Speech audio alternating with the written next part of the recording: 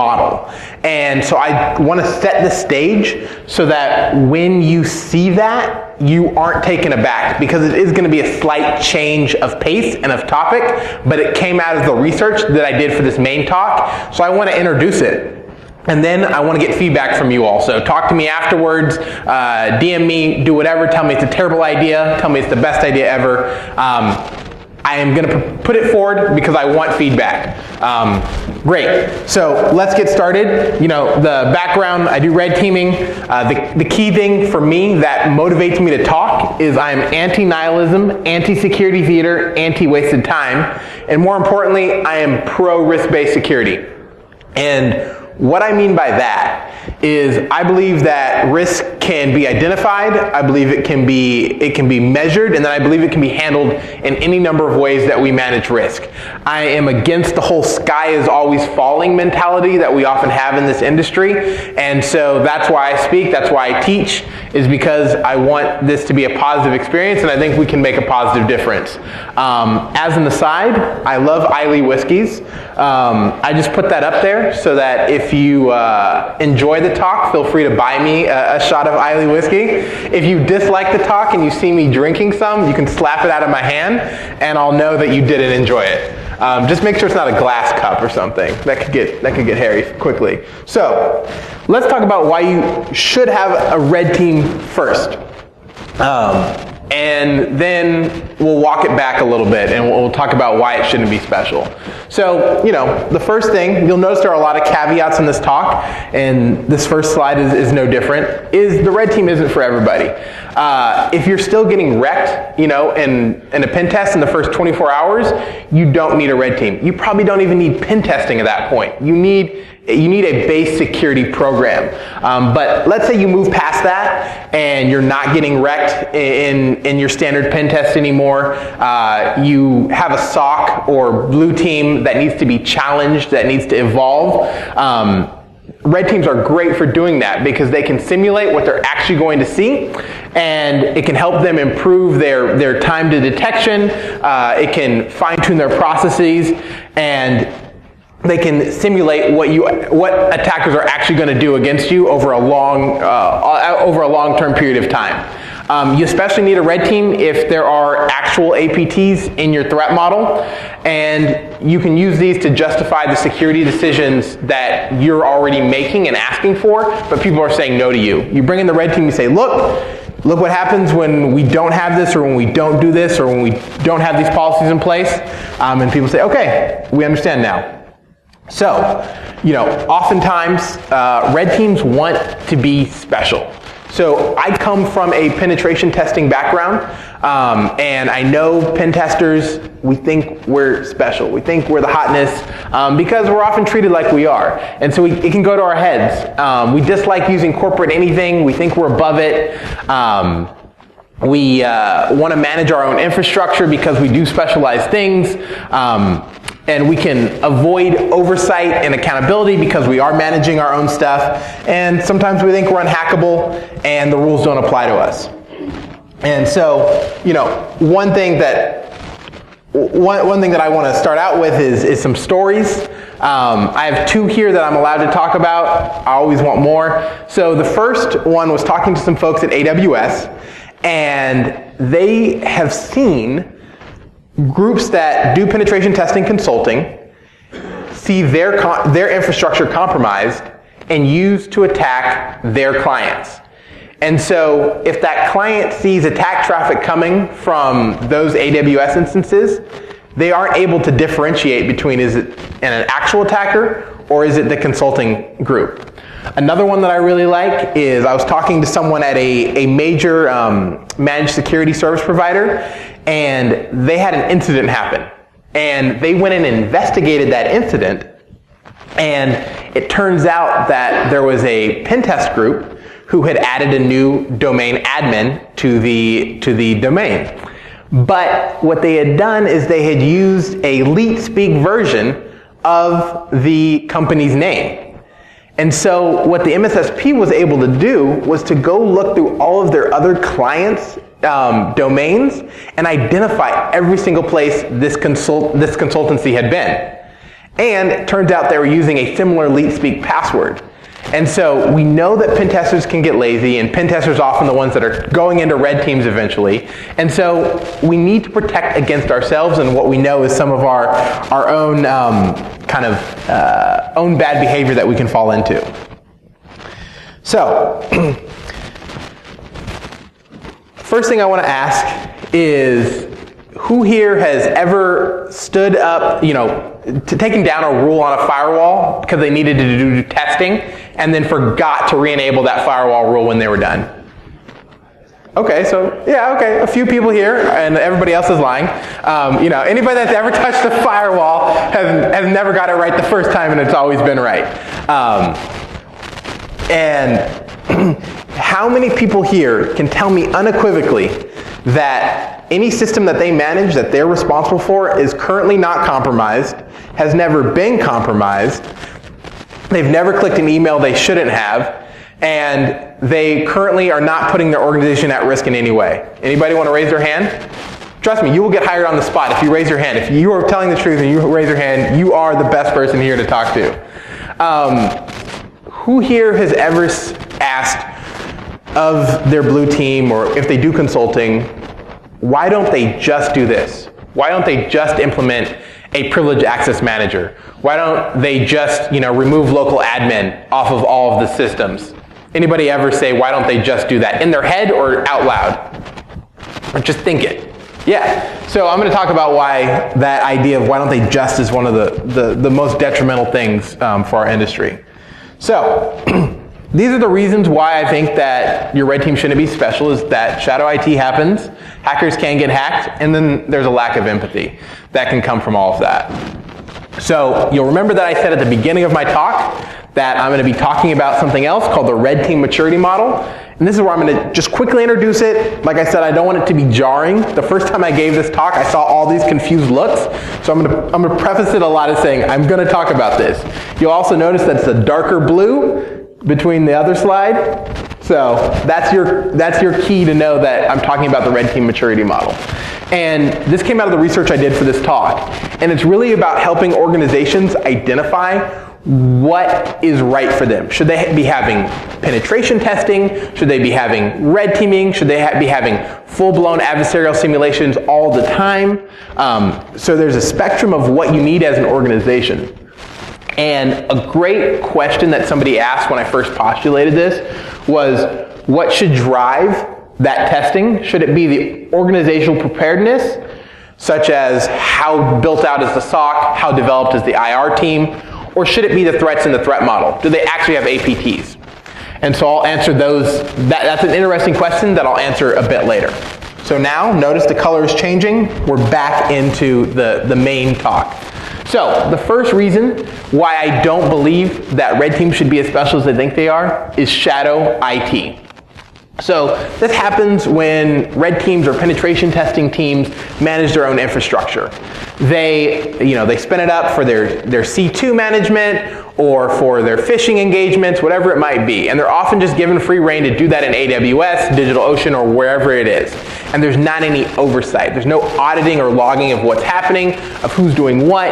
I can tell you that I've worked with or been at multiple penetration testing outfits where we have the same where we all use the same password to log into a system that we test from.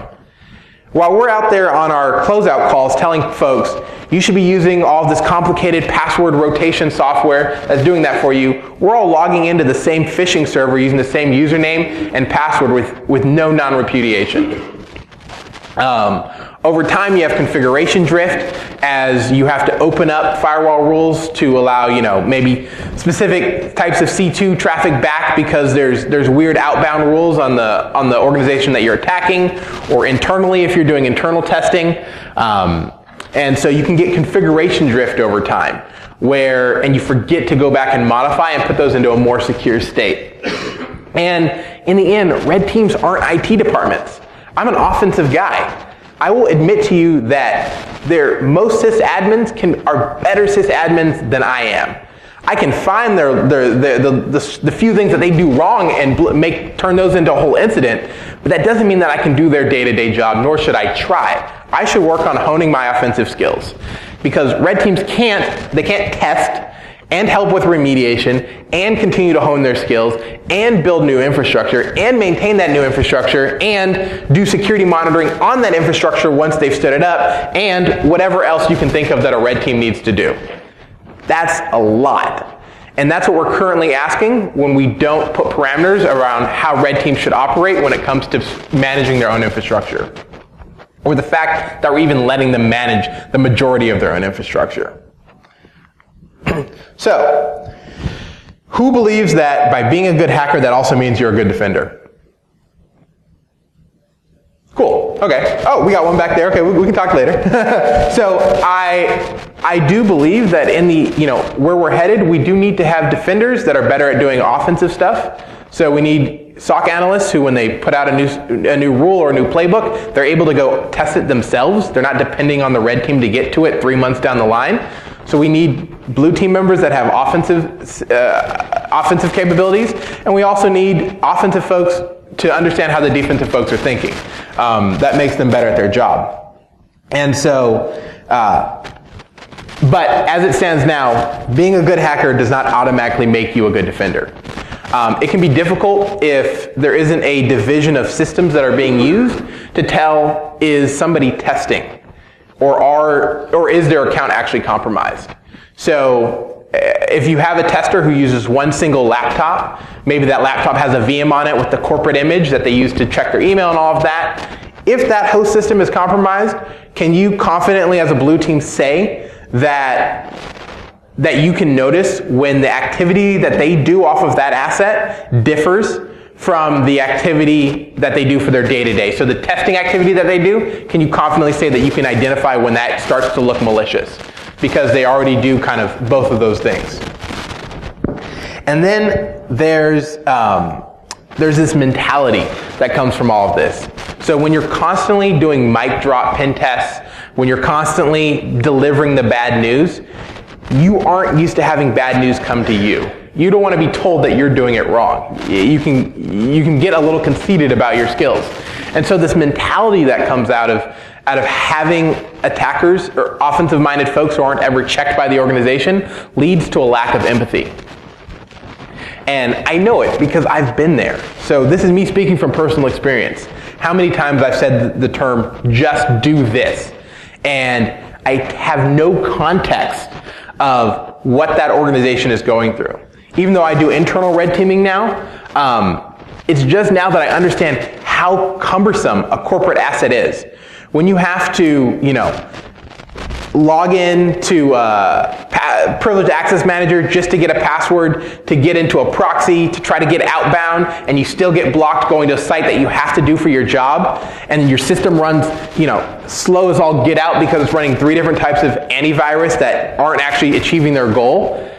Once you've experienced that, you can start to have empathy when you say, just do this, just turn on this new feature, just buy this new type of software, because you yourself are going to have to deal with the consequences of that. So when you have to deal with the consequence, you think twice about what you recommend, and you think of more creative ways of implementing solutions to the problems that you identify.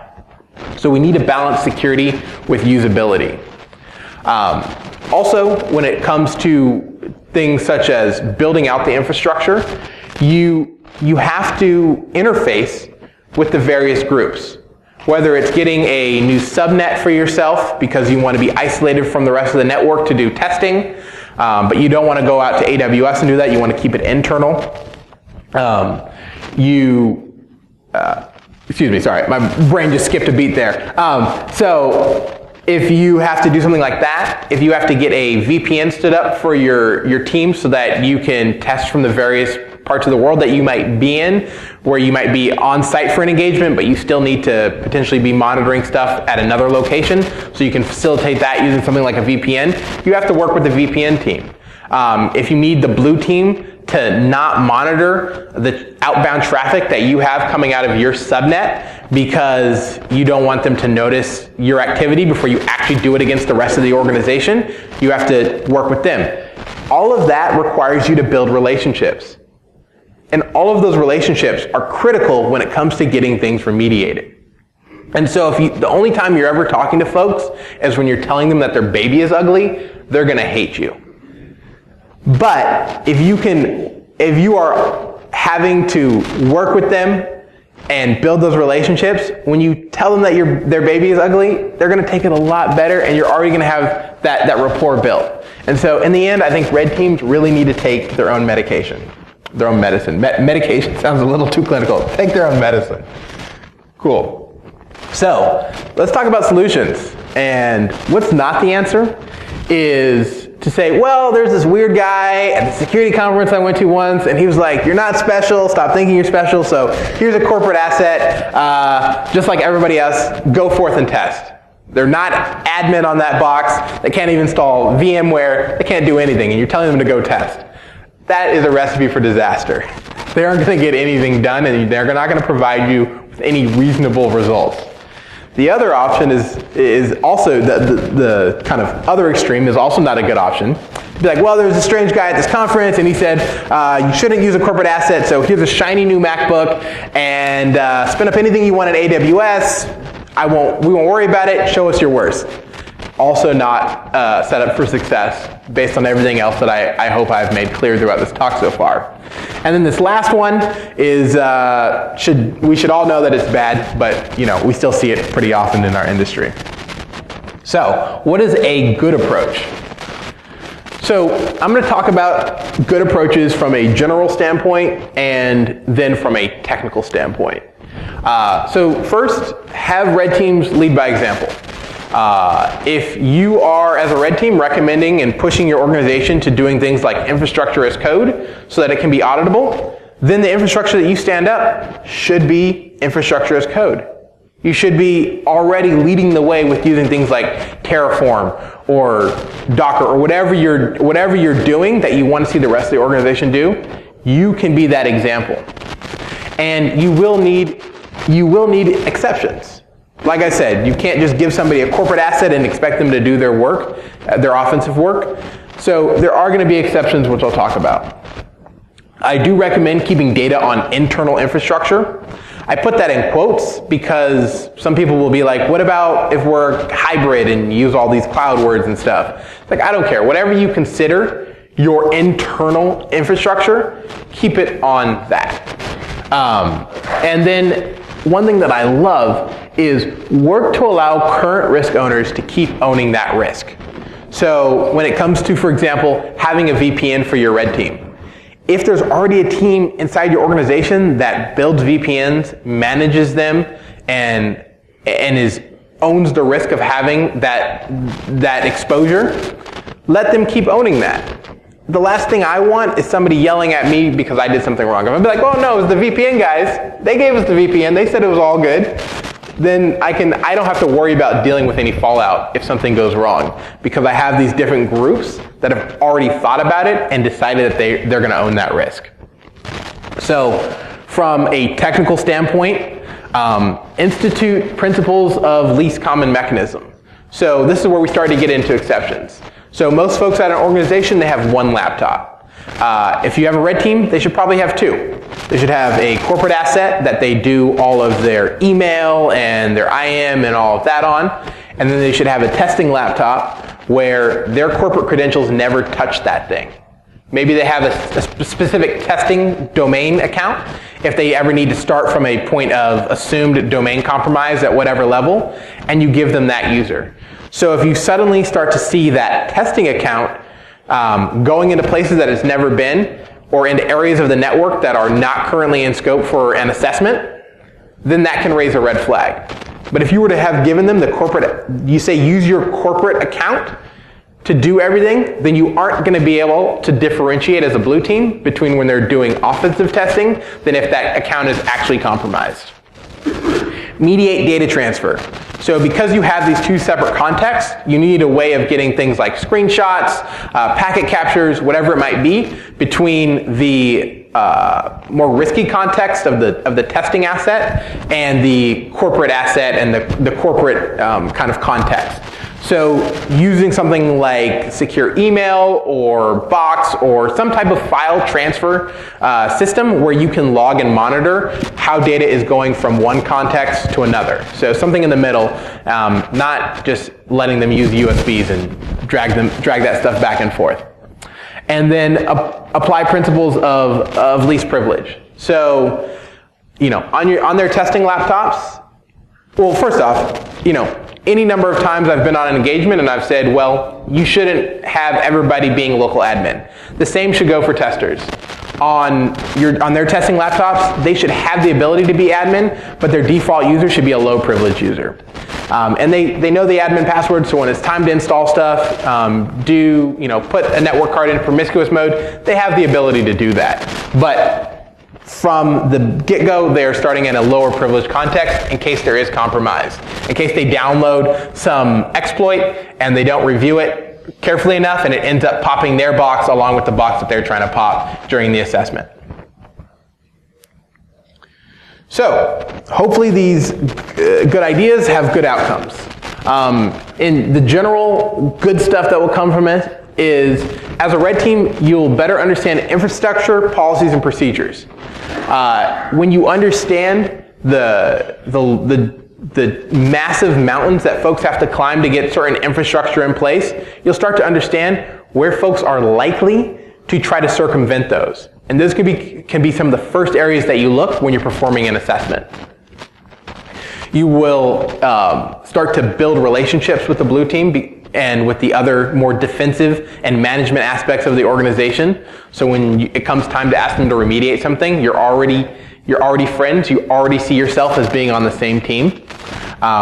Again, what I love, offloading risk to other folks that aren't me, that isn't my team. Really like that. And then you might notice a theme, just for good measure, I throw it in again, you build relationships. Because I think security is really about building relationships so that you see yourself as the same team and not as an antagonistic relationship where you're always trying to one-up each other. Technically, this is part of a defense in depth strategy. We're always recommending that to the folks that we're consulting with or to our blue teams if we're internal. So we should be performing defense in depth. When you start differentiating between these contexts of testing versus regular activity, it lets you utilize the corporate apparatus to log, monitor, and differentiate between malicious and good activity. And in the end, it lets red teams do what they do best. Focus on doing offensive stuff. They don't have to manage their infrastructure. They don't have to worry about risk. They just get to hack stuff. And as a red teamer, that is my utopia of having less meetings, less dealing with my infrastructure, and I just get to pwn things. That would be the ideal future. So, you'll notice it's dark blue. So, I'm going to talk real quick about an idea that came out of this research. The red team maturity model. So this is how I see a progression of the types of testing that an organization can have. You start with third-party penetration testing. Maybe it becomes more continuous, more repetitive, and then you get an internal penetration testing team, and then maybe that turns into an internal red team, and then that red team can then turn into something that's doing ongoing adversarial threat simulations. So I use these as the indicators to help you identify where you are in that progression. So what is your SOC capability? What are the skill sets of the people that you have in the offensive capabilities at your organization? Do you have the ability to have threat intel? I see folks who want to do red teaming, but they have no threat intel. So folks are just scouring the news and be like, oh, this is a cool hack. Let's see if my organization is vulnerable to this. That's not an efficient way. That doesn't help your blue team build defenses against known threats. So you need to have threat intel that you can feed to the red team so they can do accurate and realistic testing. So here's an example of looking at, based on your SOC capabilities, where you might fall within the maturity model. So, if you're just doing third-party penetration testing, you might not have a SOC at this point, and that's okay. But as you start to do continuous third-party penetration testing, it should become a function of IT. It might still be unformalized, and people at least know who to call when they see certain things go wrong. And then let's jump all the way down to a red team. Your SOC absolutely needs to have good coverage throughout the organization. There's no point in having a red team do leet hacks if the SOC can't go back and be like, well, we didn't catch it, but we could have if we knew what to look for, and here are some of the things that we could look for because we have the logs, we have the auditing and all of that in place. It also makes the red team, it lets them do more complex engagements, so they can actually test playbooks and how the SOC responds. They can even use how response is done to further their attacks. There have been engagements that I'm familiar with where folks actually cause an incident to get an IR team involved, and they somehow get themselves to be that IR team, and then they further their attack that way. They use the playbook to elevate privilege. And so unless you have a playbook in place for the various types of incidents that you might have, then the red team can't go as far and can't continue to test those. And so this is an example of how you can mature based on where your SOC is. And one more example to give you an idea of that is the types of testing that you might see at these different stages. So, when you have those first few stages, you have a lot of it is scanning based, it's overt, it's loud and fast, and these are just your general pen tests and your general assessments. When I was doing consulting before I went internal, I would have folks who were getting a pen test done once a year. We had a scope of 1 week, maybe 2 if we were lucky, saying, hey, we want you to simulate an APT. We want you to go low and slow. I go, you understand, you have 1 week, and I have to first get familiar with your entire network. I have to identify where the goods are, because you refuse to tell me, even though we only have 1 week, and you want me to be as stealthy as possible. So understanding where you sit here is important for the type of testing that you ask for. And so if you're still just doing one pen test, a year, then you probably don't want somebody trying to go low and slow. You want them to have breadth of their findings. As you start to get to an internal red team, those exercises should be informed by threat intel. You shouldn't just be doing the latest, greatest hack.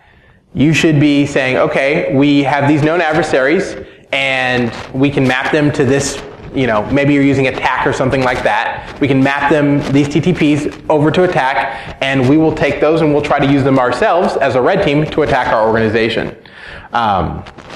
And so this is an example. Again, all these slides will be available on my GitHub, or they are. They've been there for a little bit now. If you want to go look at it in more detail. So I told you that I had a really good question asked of me when I first came out with this idea of the red team maturity model. And they asked, why tie the maturity model to preparedness? So how prepared is the SOC? How prepared is threat intel? Instead of actual threats. Because if they have APTs in their environment, shouldn't they be actually simulating APTs? Yeah, they should, but they aren't ready. We have so many organizations that are behind where they need to be. And so what that means is they need to level up quickly. They need to make those investments so that they can get to internal red teaming, they can get to internal adversary simulations. So I kind of went back and forth when I was first coming up with this and saying, how do you measure where you need to be? And I do believe right now, at least, it needs to be based on the preparedness.